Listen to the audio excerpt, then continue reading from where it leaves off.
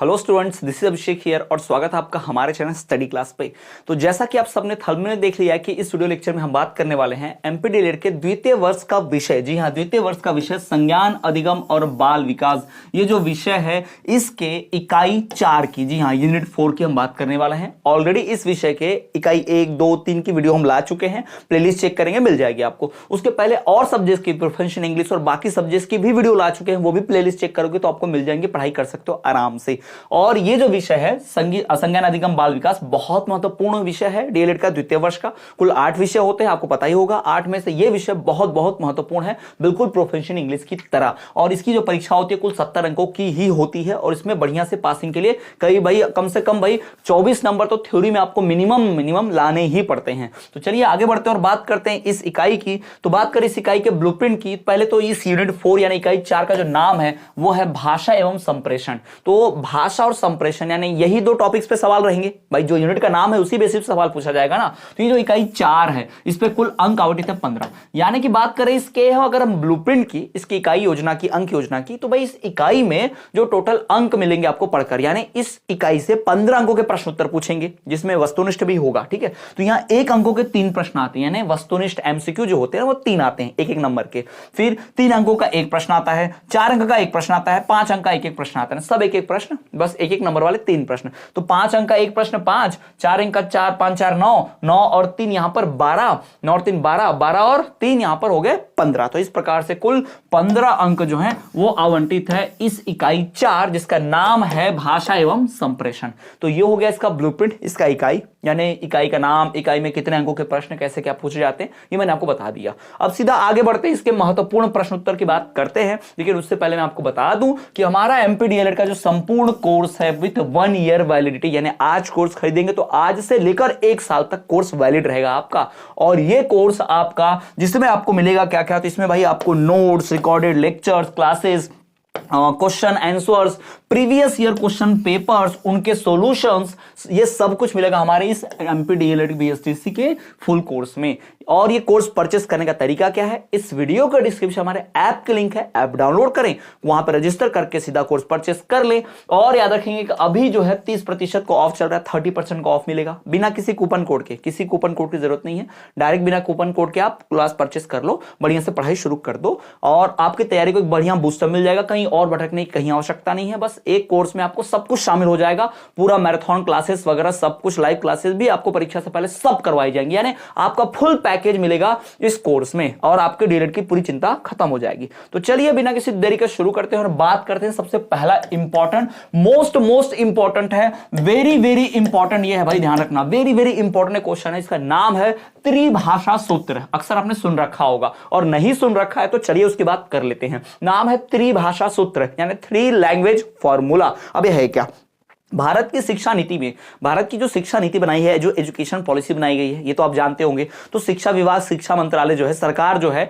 वो क्या करती है हमारे लिए, हमारे छात्रों के लिए, समाज के लिए, बच्चों के लिए जो है कुछ एजुकेशन की नीतियां लाती है, पढ़ाई की नीतियां लाती है। ठीक है, तो उस एजुकेशन पॉलिसी में, उस शिक्षा नीति में एक त्रिभाषा सूत्र डिसाइड किया गया था। अब ये त्रिभाषा सूत्र होता क्या है, तो सबसे पहली बात कि भाई केंद्रीय शिक्षा सलाहकार बोर्ड है ना, जो माध्यमिक स्तर तक जो है 3 भाषाओं का पढ़ना आवश्यक मानती है। इनका मानना यह है कि भारत के जो भी माध्यमिक स्तर के बच्चे होंगे, यानी 8वीं तक के जो बच्चे होंगे, उनको कम से कम 3 भाषा, ठीक है, और उन 3 भाषाओं से मुख्यतः 2 भाषाएं तो पढ़ना अनिवार्य करना पड़ेगा और उसमें से एक क्षेत्रीय भाषा हो सकती है। यानी बच्चों को कम से कम 8वीं तक 3 भाषाओं का अध्ययन तो करना ही करना चाहिए। यानी उनकी जो पढ़ाई लिखाई होगी, फिजिक्स, केमिस्ट्री, मैथ, साइंस, इसके अलावा भाषा भी, उसमें कम से कम 3 भाषाओं का अध्ययन को करवाना पड़ेगा। ठीक है, तो ये जो 3 भाषा सूत्र है, इसी को ही त्रिभाषा सूत्र बोलते हैं, 3 लैंग्वेज फॉर्मूला बोलते हैं। इस प्रकार से यानी सरकार का इच्छा था कि माध्यमिक स्तर तक बच्चे जो हैं वो क्या करें, 3 भाषा पढ़ें अनिवार्य रूप से। तो इस तरह से त्रिभाषा सूत्र जो है, जिसे 3 लैंग्वेज फॉर्मूला भी कहा जाता है, ये एग्जिस्टेंस में, अस्तित्व में आया।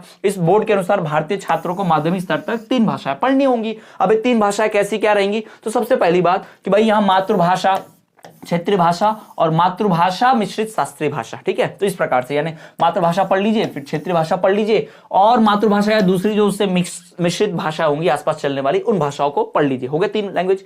या फिर अंग्रेजी या आधुनिक विदेशी भाषा। अब इन भाषाओं में कोई भी एक भाषा जो है आपकी अंग्रेजी वाली भाषा होनी चाहिए या फिर कोई आधुनिक, फ्रेंच भी हो सकती है, ऐसा जर्मन भी हो सकती है वो। ठीक है, उसके बाद अहिंदी क्षेत्रों के लिए हिंदी, यानी जो नॉन हिंदी क्षेत्र है जैसे कि तमिलनाडु कर्नाटका में, जैसे कि पंजाब में, तो यहां पर जो है हिंदी को भी एक तृतीय भाषा के रूप में जरूर पढ़ाया जाना चाहिए ताकि अगर उनको भी अपने देश की भाषा के बारे में जानकारी हो। ठीक, और हिंदी क्षेत्रों के लिए अन्य भारतीय भाषाओं का भी, मान लो जैसे कि महाराष्ट्र है तो महाराष्ट्र में मराठी चलती है तो यहां पर तो हिंदी भी रहेगा, लेकिन अगर मान लो मध्य प्रदेश की बात कर लें तो यहां भी मराठी भाषा। अगर आप देखोगे डीएलएड में मराठी भाषा, उर्दू भाषा, पंजाबी भाषा, संस्कृत भाषा, इनका प्रावधान है।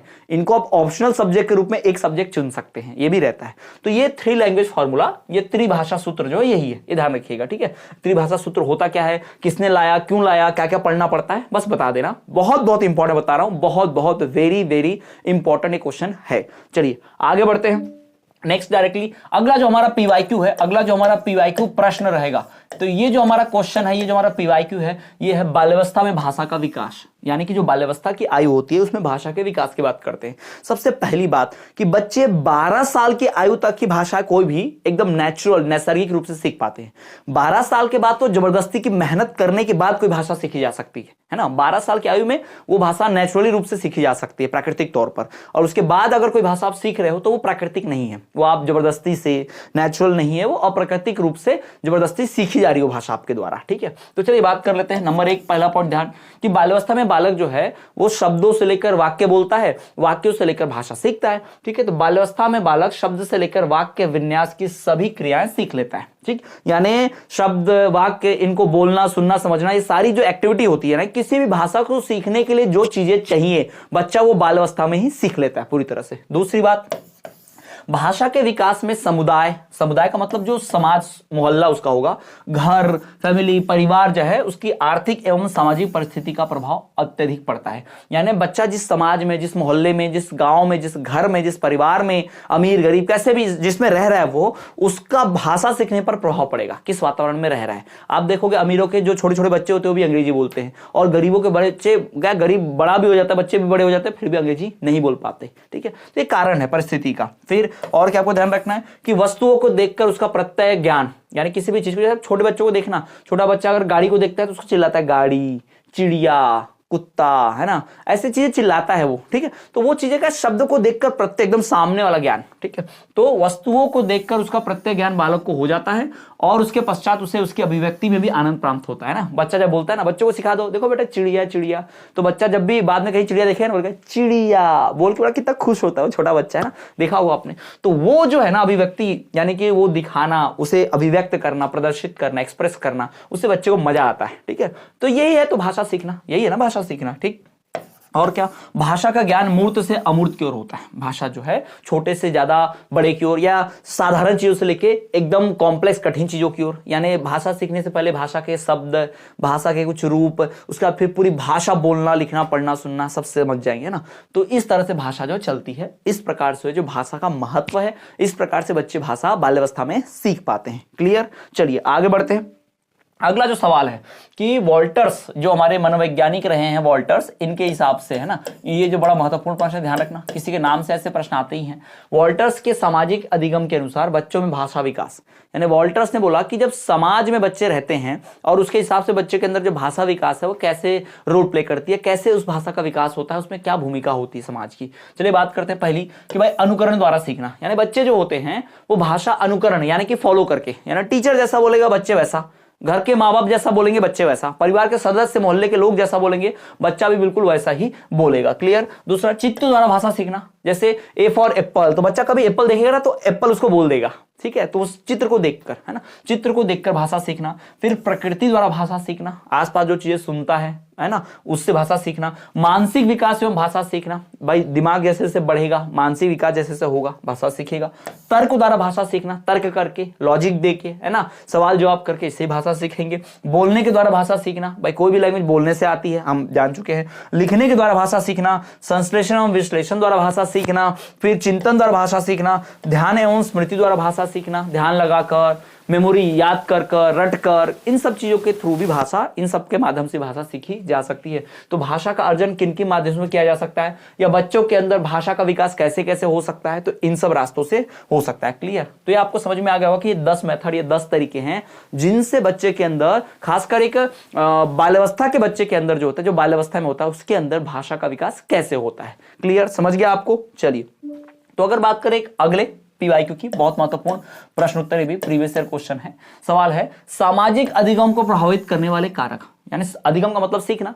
बच्चा समाज में जो चीजें सीखता है, उन चीजों पर, उस पर किस चीजों का प्रभाव पड़ता है, यानी ऐसी चीजें बताइए जिससे बच्चा समाज में जल्दी सीख ले, या ऐसी चीजें जिनसे समाज में बहुत देरी से सीखे। तो ये जो कारक मैं आपको पढ़ने जा रहा हूं, बताने जा रहा हूं कि भाई ये कारक जो हैं, ये अगर रहेंगे तो अच्छा भी हो सकता है, नहीं रहेंगे तो बुरा भी हो सकता है। यानी इनके होने ना होने से सीखने पे फर्क पड़ेगा। अच्छा पड़ेगा, बुरा पड़ेगा, वो बात की बात है, वो नहीं पूछ रहा। फर्क कितना पड़ेगा बच्चे के सीखने पर, वो बात कर रहे हैं यहां पर। तो अगर सवाल आया कि सामाजिक अधिगम को प्रभावित करने वाले कारक बताइए, बच्चे का जो सामाजिक अधिगम होता है, बच्चा जो समाज में सीखता है, उसके ऊपर कौन से ऐसे कारण हैं, कौन से ऐसे कारक हैं, फैक्टर्स हैं जो असर डालते हैं। ठीक, अब अच्छा असर डालते हैं कि बुरा असर डालते हैं, ये नहीं पूछा, सिर्फ असर डालते हैं। ठीक है, तो चल हम लिखेंगे, पर लिखने से पहले हमेशा बताता हूं, मुंह उठा के डायरेक्ट थ्योरी मत लिख दो, पहले थोड़ा सा लिखो भाई, एक दो लाइन लिखो, फिर पॉइंट लिखना। जैसे यहां लिखा है, सामाजिक अधिगम को मुख्य रूप से निम्नलिखित 4 प्रकार के तत्व प्रभावित करते हैं। इन 4 तत्वों से, इन 4 फैक्टर से बच्चे का सामाजिक अधिगम प्रभावित होता है। कौन से 4 लिखेंगे? नंबर 1 मनोवैज्ञानिक तत्व, नंबर 2 शारीरिक तत्व, नंबर 3 सामाजिक तत्व, नंबर 4 पर्यावरण तत्व। अब ये पॉइंट लिखा, मनोवैज्ञानिक तत्व क्या होता है? मनोवैज्ञानिक का मतलब है साइकोलॉजिकल, बच्चे के दिमाग में क्या चल रहा है, उसके मन में क्या चल रहा है, उसकी मदद से ही वो भाषा को सीखेगा, या फिर सीखने में जल्दी सीख लेगा, या फिर वो देरी से सीखेगा। ठीक, मनोवैज्ञानिक तत्व।